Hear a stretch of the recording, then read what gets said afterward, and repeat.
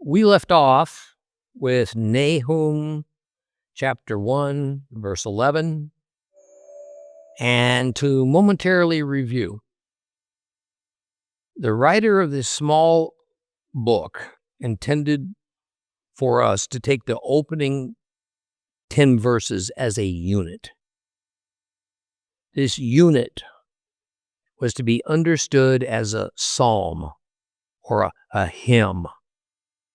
Therefore, it was constructed in that form, and so the author's concentration was on the Hebrew poetic structure and less so on the precision of each word.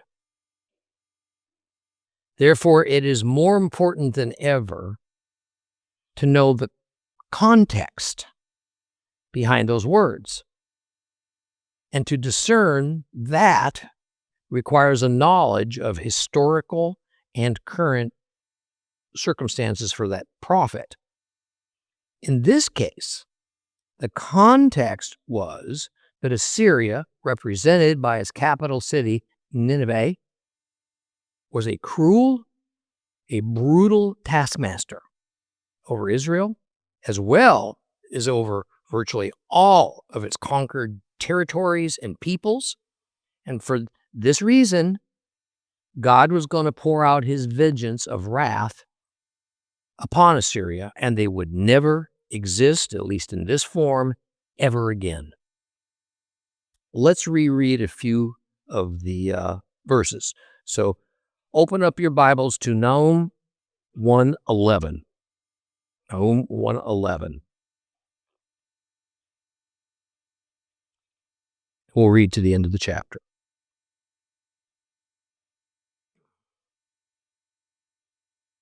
Out of you, Nineveh, he came, one who plots evil against Adonai, who counsels wickedness. Here is what Adonai says, though they may be many and strong, they will be cut down, they will pass, and though I have made you suffer, I will make you suffer no more. Now I will break his yoke from your necks, snap the chains that bind you. Adonai gave this order concerning you. You will have no descendants to bear your name. From the house of your God, I will cut off carved image and cast metal image. I will prepare your grave because you are worthless.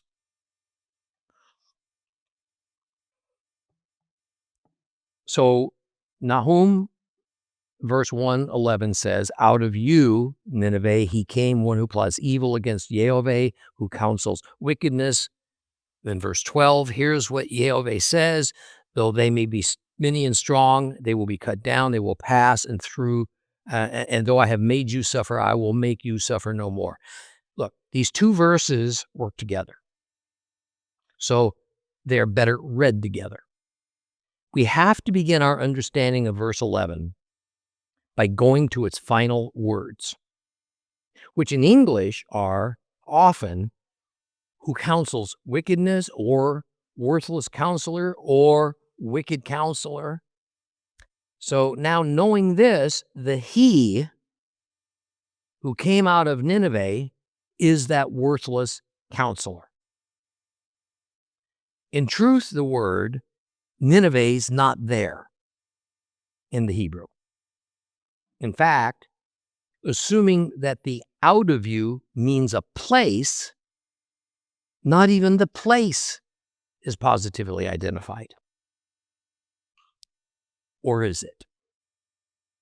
Now, remembering that we are dealing with the structure of Hebrew poetry in Nahum, that we can only identify that structure in the original Hebrew.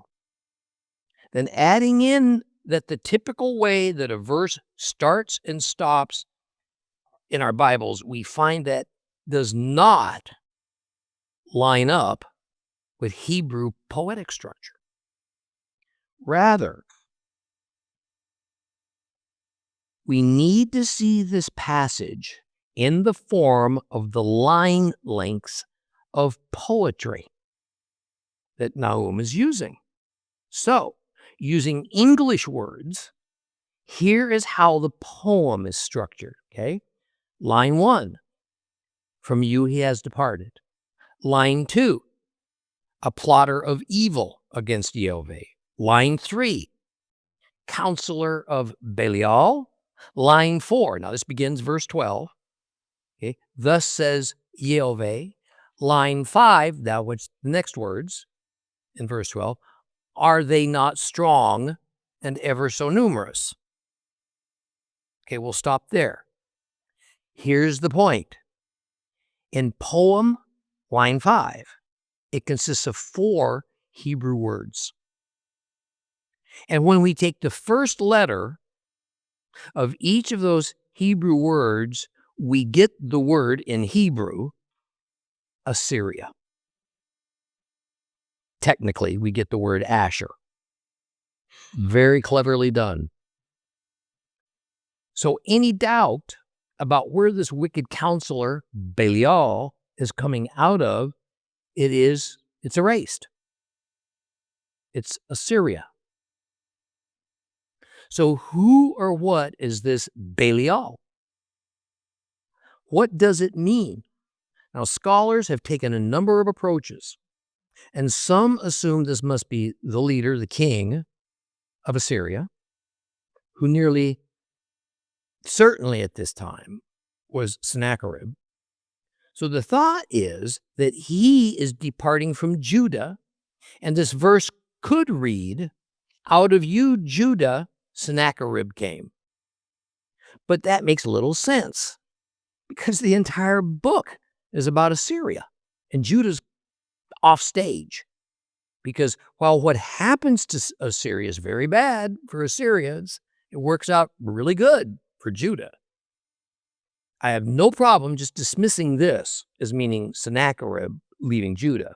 Another view is that it is a Hebrew expression, because Belial seems to be formed from 2 Hebrew words.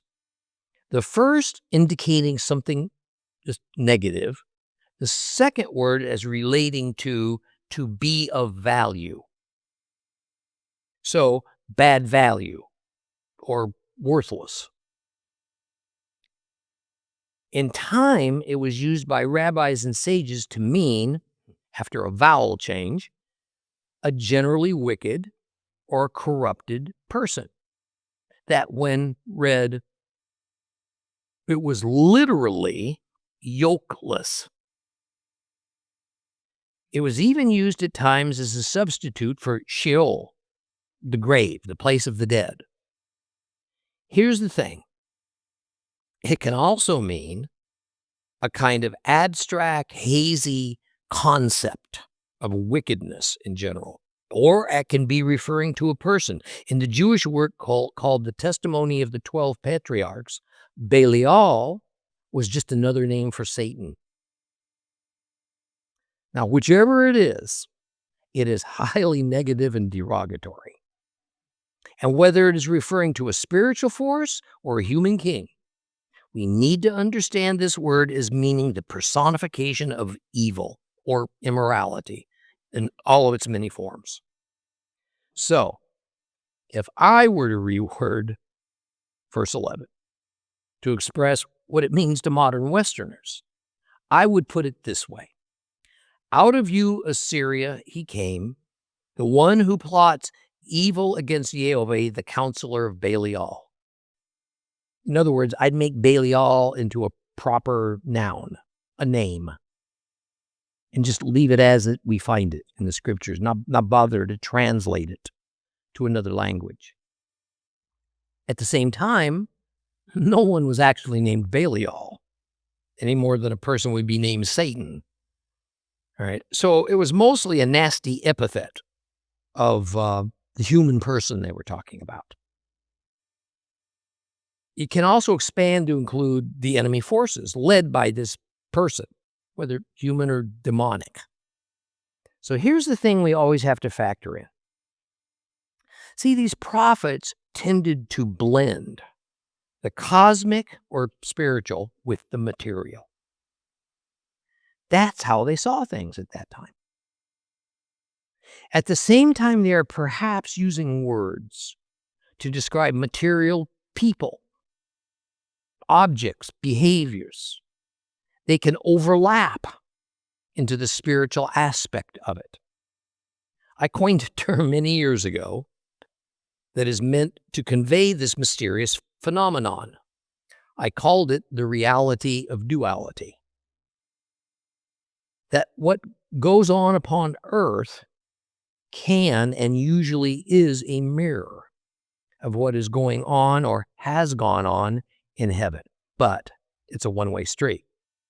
What goes on earth happens first in heaven and can then transfer to earth, but it doesn't work the other way around.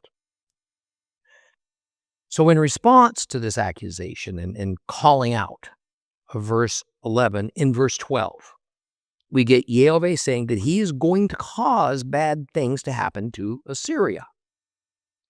But he is going to relieve the suffering of his people by doing so. That is, we have the opposite effects both occurring from the same divine actions, including a reversal of position and condition. By crushing Assyria, God removes their heavy yoke off the necks of Israel. Now, clearly, this scenario is so very important to YHWH, and so we find other prophets, particularly Isaiah, writing about it, using the same tone and thoughts. Isaiah chapter 10 has a lot to say about Assyria, and we will look at just a few verses to see how parallel these thoughts are to what we've just read in Nahum, starting at verse 5 of Isaiah 10. O Asher, the rod expressing my anger, the club in their hands is my fury. I'm sending him against a hypocritical nation, ordering him to march against a people who enrage me, to take the spoil and the plunder and trample them down like mud in the street. That is not what Asher intends. That is not what they think. Rather, they mean to destroy, to cut down nation after nation. For their king says, aren't all my commanders kings? Hasn't Kalno suffered like Carchemish, Hamath like Arpad, Shomron like Damasek? Just as my hand reached the kingdoms of non-gods with more images than in Jerusalem and Shomron, so won't I do to Jerusalem what her non-gods to her and her non-gods what I did to Shomron and her idols. Therefore, YHWH has done everything he intends to do to Mount Zion and Jerusalem. I will punish the king of Asher for the boasting that comes from his proud heart and from reveling in his arrogant looks. For he says, with my own strong arm I have done this, with my wisdom because I'm so clever. I erased the boundaries between people. I plundered their stores for the future, and as a mighty man, I subjugated the inhabitants. So in Nahum 1:12, the first words are more typically translated to, thus says the Lord. Actually, what it says is, thus says YHWH. This is called the messenger formula. It's pretty standard with nearly all biblical prophets. Now, I want to point out that nearly all biblical language scholars look at verse 12 and say it's nearly impossible to translate because the way it is written defies grammar rules so severely. Some don't even think it ought to follow verse 11. And it was only clumsily added a long time later by a redactor. See, but with the newer knowledge of Hebrew poetic structure, the mystery of it gets solved. Recall that the 4 Hebrew words that follows, thus says YHWH, that 5th line of a poem, were chosen in order to make an acrostic that says Assyria. So setting grammar issues aside and taking it for how it's given, then the next words that speak of Assyria being so many and powerful, that makes sense. for how they were used. That is, this line of poetry was constructed with not much concern over precision of meaning for its words, but rather for getting the word count correct, making an acrostic that was appropriate for the subject, Assyria. In any case, the many and the strong, or the complete and the many, depending on your Bible version, refers to the Assyrian army that is vast in its scale and superior to all others in the known world. Now, there remains some interpretation issues, but we won't pause to examine them other than to say this. The reason for Assyria's strength is due to some hidden nuances in a couple of those Hebrew words that scholars find out of place. What the nuances add up to is that all this talk of numerical superiority and strength points to the many allies of Assyria who fight along with the native Assyrian soldiers.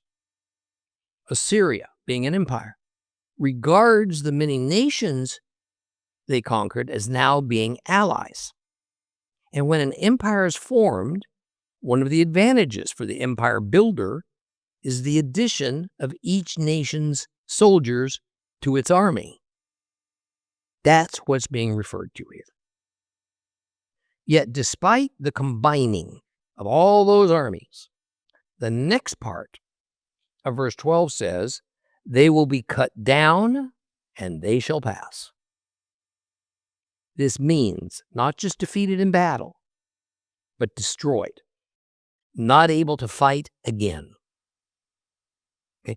Everything that defines strength for a military is as nothing before God.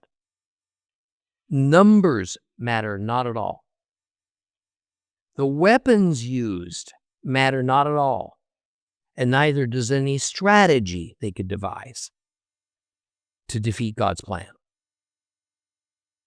Now, to demonstrate how much the words of these various prophets are interweaved and connected with one another, and that God is a God of patterns, I'm going to read to you a short section of the minor prophet that precedes Nahum, the prophet Micah. Let's see if you can catch it. I'm going to read from Micah 5, verses 5 through 14.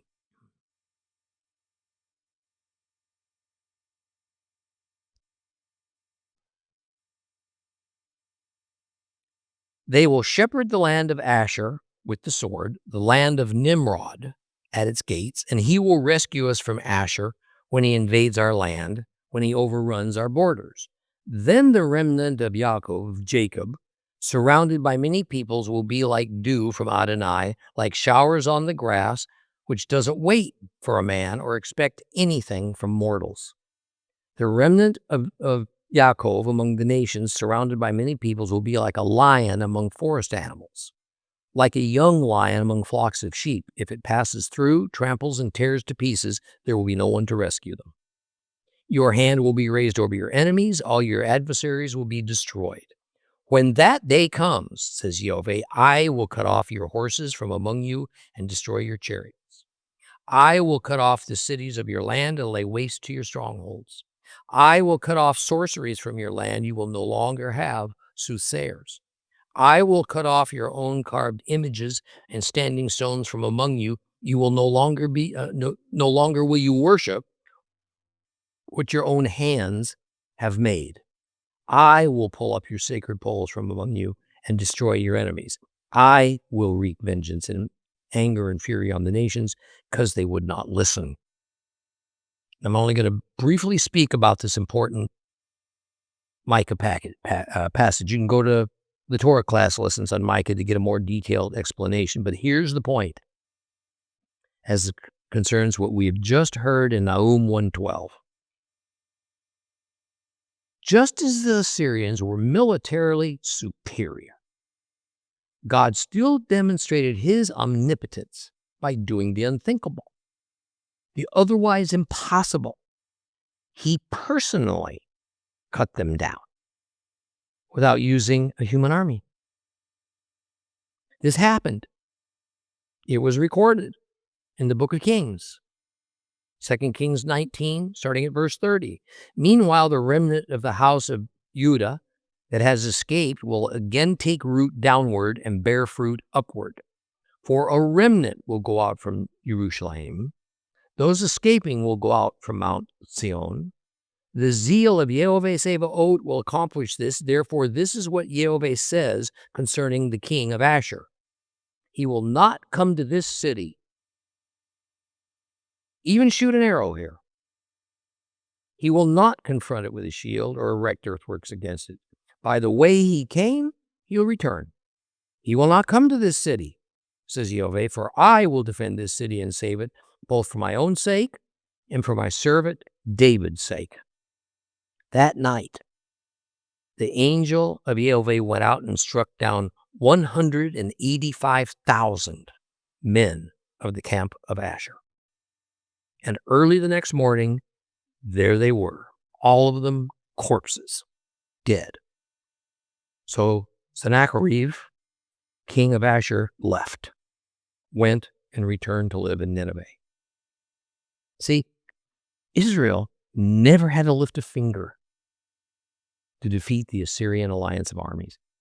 God did it in an instant, just as he said he would do, according to Nahum. But now let's advance the calendar to the end times, to our day.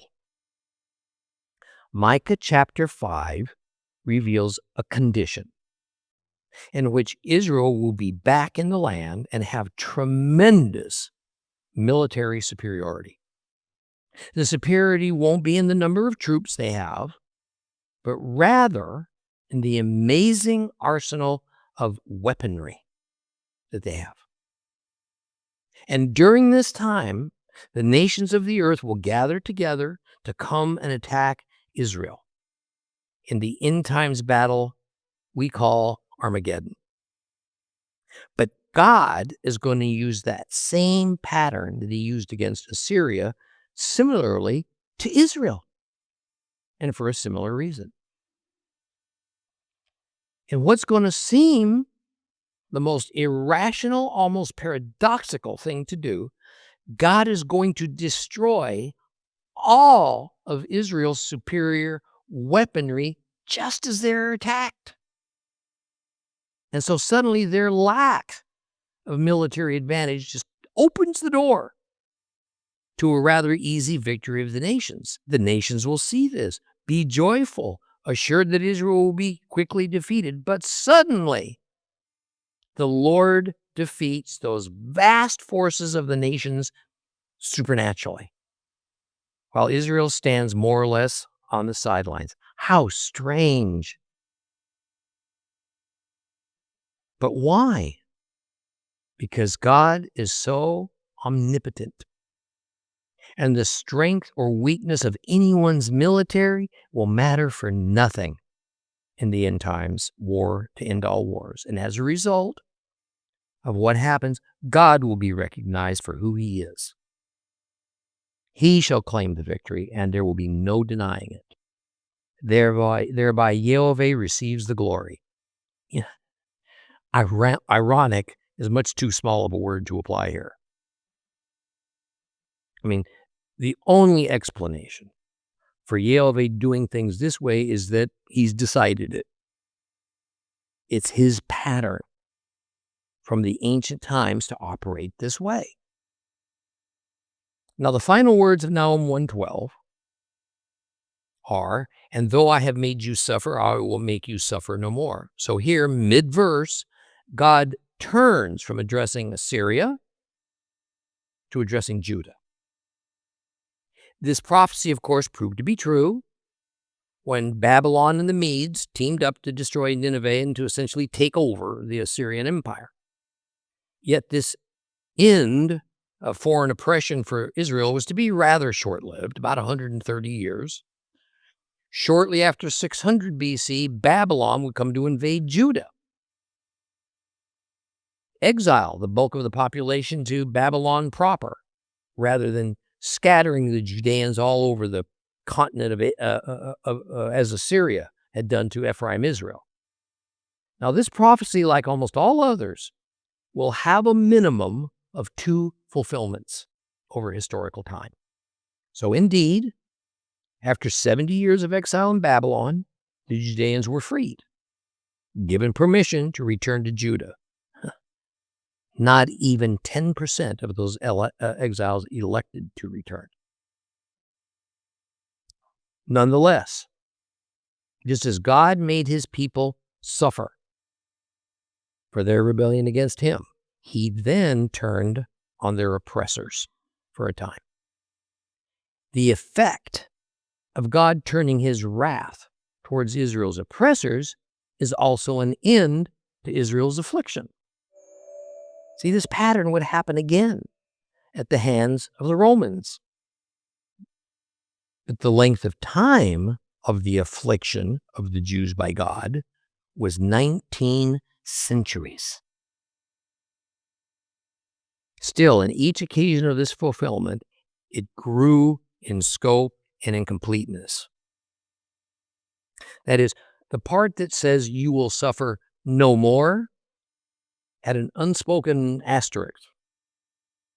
It was that their suffering would come to an end, but the no more part would not happen except for a relatively short time. And this is because Israel, after a few decades, would fall right back again into their apostasies and unfaithfulness that demanded that God act justly and punish them. As it stands today, in the 21st century, this prophecy is going to be fulfilled one more time, the final time. Just as Nahum speaks of the complete and permanently final nature of the destruction of the Assyrian Empire, so it will be for Israel that the end of their affliction by God will come to a complete and permanently final nature in the end times. This is what lies ahead of us. It is likely some of us to whom I'm speaking will witness it and experience it. Nahum 1:13. Now I will break his yoke from your necks and snap the chains that bind you. Now this verse has been variously translated, although all versions speak of essentially the same thing. Here you have the YLT version. Now I break his rod from off thee, thy bands do I draw away. The RSV, now I will break his yoke off from you and will burst your bonds asunder. And there's a few other wordings in other Bible versions, but the core message remains intact. The verse begins with, and now, which is ve'atah in Hebrew. And the sense of this word is to make a contrast with the past. What was no longer is. Nahum continues with, I will break his yoke from off of you. Yet other Bible versions say rod instead of yoke. See, the reason's simple. In Hebrew, yoke is motehu, while rod is matehu. That is, the spelling of those two words is the same. It's only which vowels are chosen to make it something that can be spoken that are different. There are decent arguments for either case. Rod probably gets my nod because the rod speaks of an iron authority. That is an authority that's unbending, unbreakable. Either way, it works because the Bible will speak of breaking the yoke, which means escaping political oppression. And certainly that's what happened for Israel. But this is an excellent example to highlight how Hebrew is a root word language. That is, notice how both yoke and rod are spelled the same. Although their meaning is a little different, the two meanings are also related.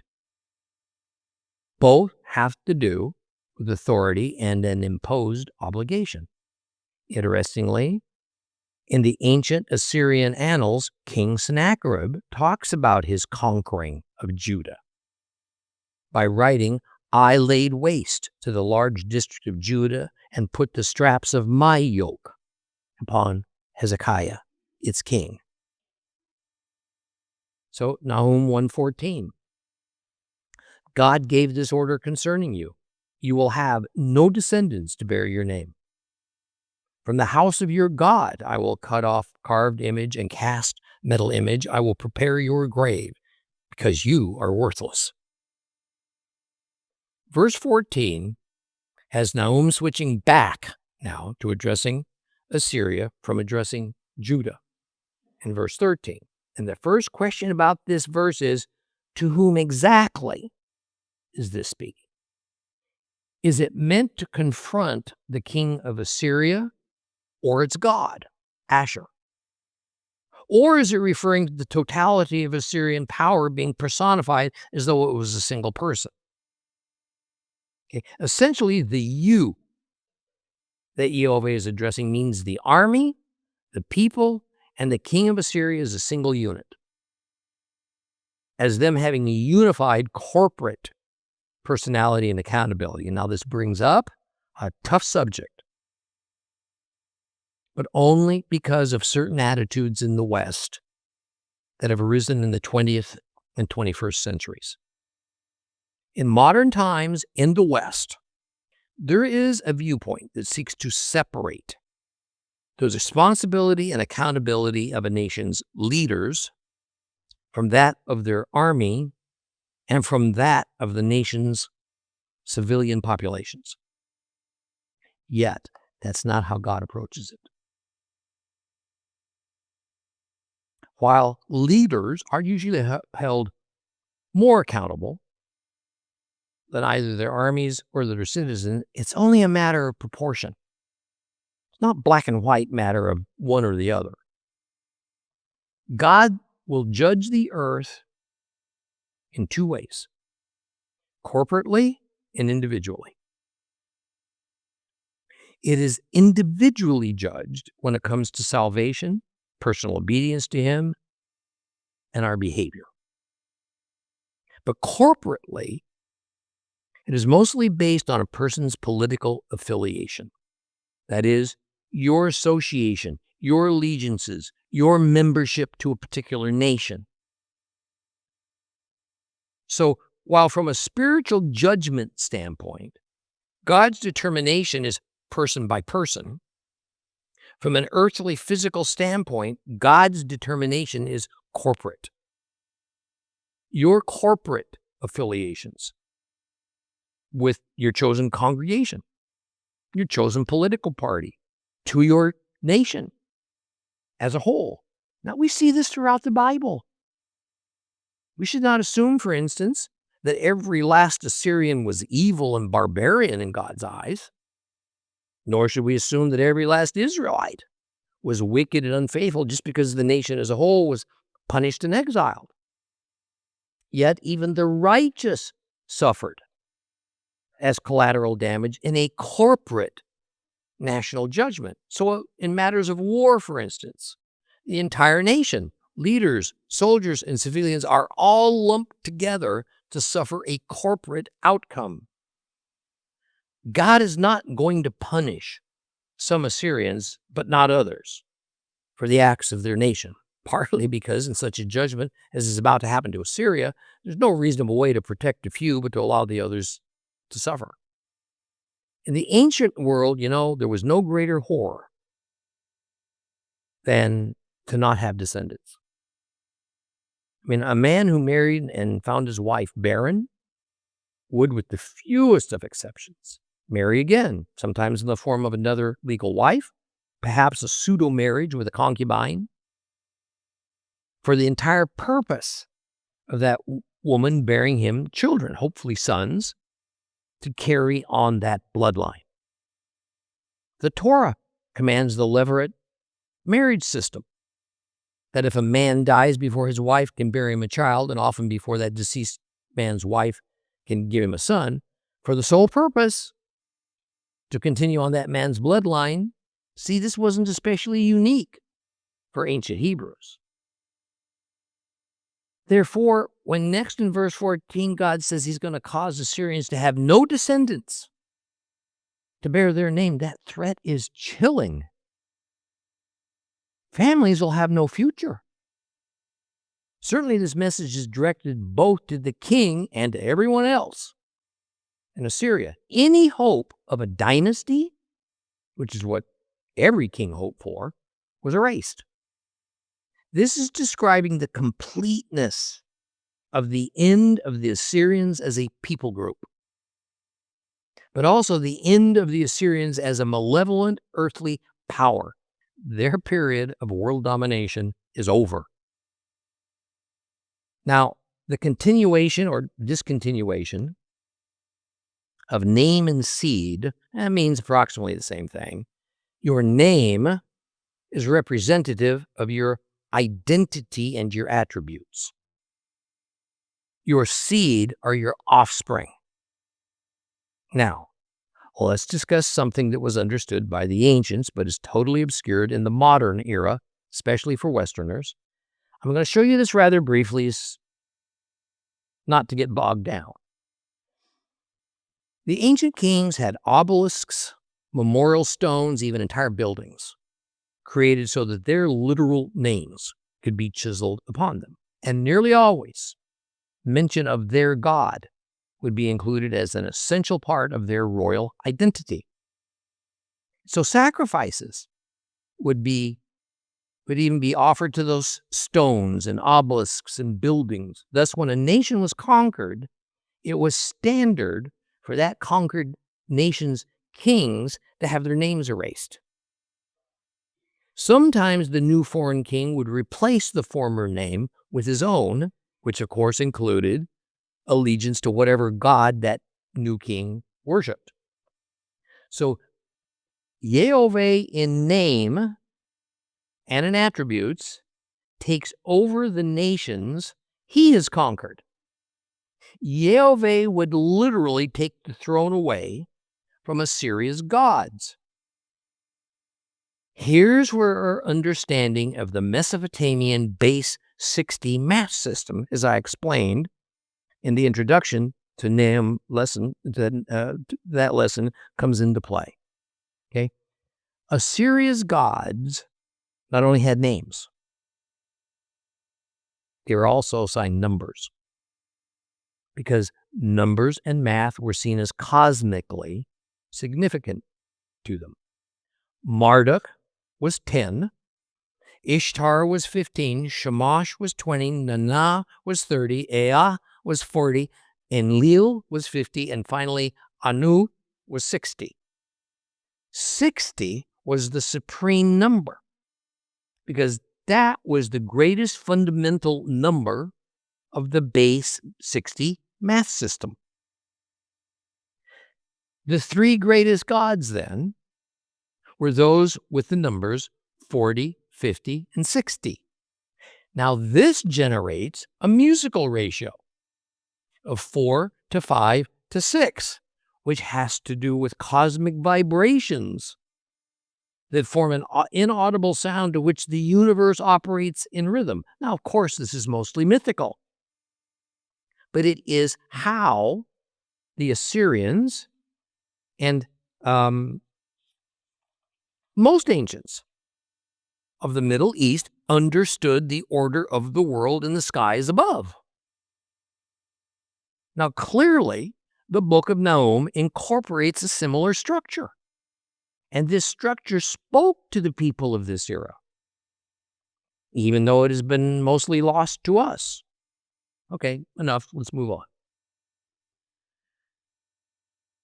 The point is that the threats from God we see from verse 14 meant much more to the people of yesteryear than to us. And those threats represent the worst of the worst. This would have made Israel deliriously happy, made Assyria fearful. Knowing this, then, we can see how the next words of this passage are but extensions of the previous few words. From the house of your God I will cut off carved image and cast metal image. Kings and their gods were organically connected in those ancient days. The Bible connects Israel's kings with Yehweh. Assyria connects their kings with their national god, Asher. So on. And when we see the words house of your God, it means their god or God's temples. And the pairing of the words graven image, basel, in Hebrew, with cast idol, masachah, in Hebrew, is a kind of a merism. That's like saying this, that, and every kind. So it's all inclusive of every kind of idol and image representing their god or gods. The idea is to wipe out every memory of those gods, gods whom the Assyrians counted on. This is just another element of Assyria to be permanently deleted. Finally, verse 14 in chapter 1 ends with this: I will repair your grave because you are worthless. Whose grave is being prepared? It's not entirely clear. That said, the preponderance of evidence says it must be the king of Assyria.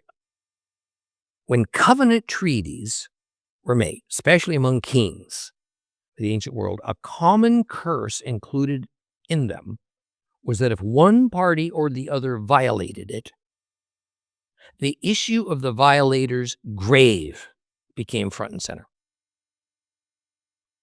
Not being buried properly or having one's gravesite desecrated, that was an enormous thing.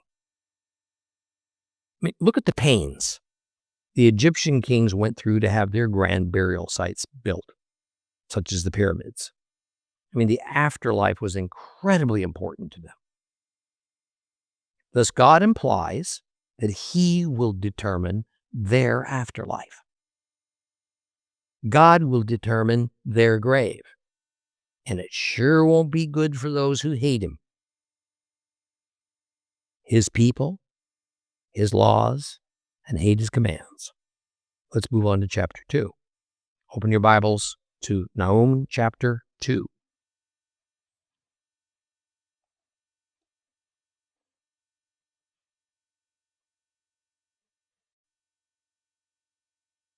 Look, on the mountains are the feet of him who brings good news, proclaiming shalom. Keep your festivals, Judah, fulfill your vows, for Belial will never pass through you again. He has been completely destroyed. A destroyer has risen in front of your face. Guard the ramparts, keep watch on the road, brace yourselves, marshal all your strength, for Adonai is restoring the pride of Jacob, along with the pride of Israel, because plunderers have plundered them and ravaged their vines. The shields of Nineveh's warriors are dyed red. The soldiers are wearing scarlet. The steel of the chariots flash like fire as they prepare for battle. The cypress spears are poisoned. The chariots rush madly about in the streets, jostling each other in the open places. Their appearance is like torches. They run here, there, like lightning. The king of Nineveh assigns his officers. They stumble as they march. They hurry to its wall and set up shields to protect the battering ram. The gates of the rivers are opened. The palace melts away. Its mistress is stripped, carried away. Her maidens moan. They sound like doves as they beat their breasts. Nineveh is like a pool whose water ebbs away. Stop, stop, but none of it goes back. Plunder the silver, plunder the gold. There is no end to the treasure, weighed down with precious things. She's void, vacant. She's made bare. Hearts are melting, knees are knocking, every stomach's churning, every face is drained of color. What's become of the lion's den, the cave where the young lions fed, where lion and lioness walked with their cubs? No one made them afraid. The lion would tear up food for his cubs and strange prey for his lioness. He used to fill his caves with prey, his lairs with torn flesh. I am against you, says Adonai Sabaoth. Her chariots I will send up in smoke. The sword will consume your lion cubs. I will destroy your prey from the earth, and your envoys' voices will be heard no more.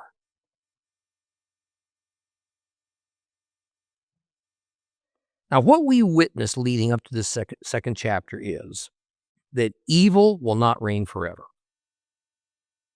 It'll be confronted by God, and it will eventually not only be defeated, but fully wiped out.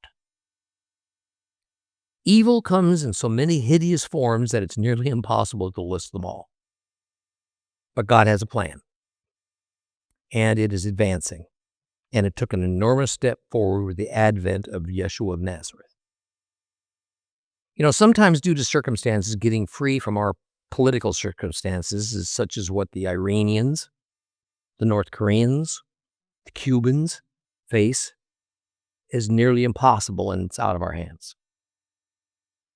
But to be spiritually free in the name of Yeshua can be had with but a sincere commitment made in privacy. And depending on your Bible version, we read of this good news either as the 15th verse of chapter 1 or the first verse of chapter 2. Since we use the complete Jewish Bible to read from, then that good news is found to open this new chapter. Now, no one is quite sure how it happened or based upon what literary format. Some Bibles are one way, some are another. That said, it doesn't matter because the information is identical. So verse 1 speaks of Judah not only being rescued out from under the control and oppression of Assyria, but also of having restoration and God's blessing bestowed upon them in marvelous ways. Verse 1 says, "Look, on the mountains are the feet of him who brings good news, proclaiming shalom. Keep your festivals, Judah. Fulfill your vows, for Belial will never pass through you again. He's been completely destroyed." Now, our familiar Hebrew word, hine, opens this verse. And it serves to open a new section, even to a new prophetic vision. It also serves to say, listen up. There's an immediacy to what's about to be said that requires a decision, action on your part. And I want to draw your attention to the near exact words, but entirely the same thought that we find in Isaiah 52:7. "How beautiful on the mountains are the feet of him who brings good news, proclaiming shalom," bringing good news of good things, announcing salvation, and saying to Zion, "Your God is king." Now, while Isaiah is speaking about deliverance from Babylon, Nahum is speaking about deliverance from Assyria. Yet because our God of patterns is as he is, then the way these deliverances happen and what happens to their enemy tormentors, it's the same. The mountains spoken of by both Nahum and Isaiah are the hills that surround Jerusalem. The feet of him who stands on those hills can only be ultimately none other than God. Yet, that depends on the era to which this statement applies, as it does with many prophecies. See, to avoid confusion, it's probably better to render what many Bible versions, like the Complete Jewish Bible says, is him who brings good news to him who brings good tidings. See, this isn't directly changing the subject from the Father to the Son, even though when you're looking to the past, we can see how both manifestations of God are in play here, depending on which era of prophetic fulfillment in redemption history is being addressed. Even so, in the earlier eras, much more literally, this should read, "Behold, on the mountains are the feet of the sentinel who brings good news." See, the picture here is meant to be of holy war. Therefore, in a military context and in Nahum's immediately and closely following era, which is what's intended, the person whose feet are standing on the mountain surrounding Jerusalem is a messenger running from the battle to announce the good news of Israel's deliverance from an enemy.